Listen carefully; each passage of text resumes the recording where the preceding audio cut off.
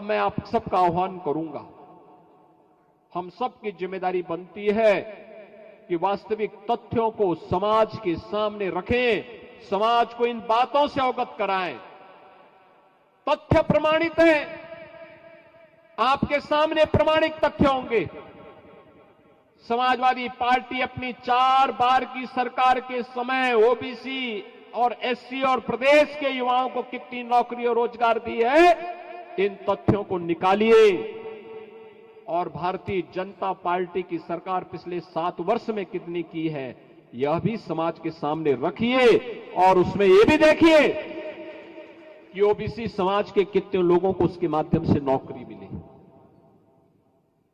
यह भी बताए जाने की आवश्यकता है उन्होंने कितने लोगों के रोजगार को छीना और भारतीय जनता पार्टी की सरकार ने कितने लोगों के रोजगार को उपलब्ध कराया है, यह भी जनता के सामने आना चाहिए।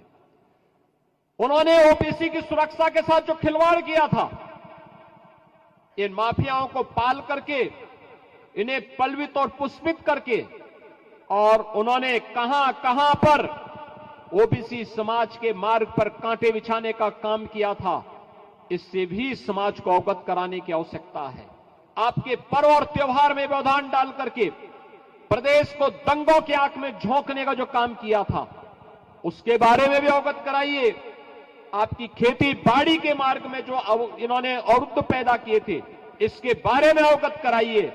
और अब तो हम लोगों ने प्रदेश के अंदर न केवल उत्तर प्रदेश के किसानों को प्रधानमंत्री मोदी जी ने प्रधानमंत्री किसान सम्मान निधि का लाभ दिया है, बल्कि प्रदेश सरकार ने किसानों के साथ साथ उनके परिवार के जनों और बटाईदारों को भी 5 लाख रुपए की मुख्यमंत्री कृषक दुर्घटना बीमा के अंदर आच्छादित करने का काम किया है। बहनों और भाइयों, इन योजनाओं का सर्वाधिक लाभ ओबीसी समाज ले रहा है, लेकिन उन्हें अवगत कराएगा कौन, उन्हें बताएगा कौन? उन तक बताने की जिम्मेदारी आपकी है, उस समाज के बीच तक पहुंचाने की जिम्मेदारी आपकी है। और यही नहीं, हमें यह भी करना चाहिए। आप समाजवादी पार्टी के समय ओबीसी के कितने छात्रों को स्कॉलरशिप मिलती थी, और इस समय नरेंद्र कश्यप ही हमारे इस विभाग के मंत्री हैं, ये अपने आंकड़े भी प्रस्तुत करें और बताएं कि 2475 रुपए हमने 2475 करोड़ रुपए केवल और केवल ओबीसी वर्ग के छात्रों के लिए आज स्कॉलरशिप के लिए हमारी सरकार ने दिया है, जबकि समाजवादी पार्टी की सरकार इसकी आधी पैसा भी नहीं देती थी, आधे छात्रों को भी स्कॉलरशिप नहीं देती थी। और इसीलिए आज आपसे मैं कहने के लिए आया हूं, आप में, इस समाज में बजरंगबली की ताकत छुपी हुई है, बस उस ताकत को उजागर किए जाने की आवश्यकता है, उस ताकत को उजागर किए जाने की आवश्यकता है।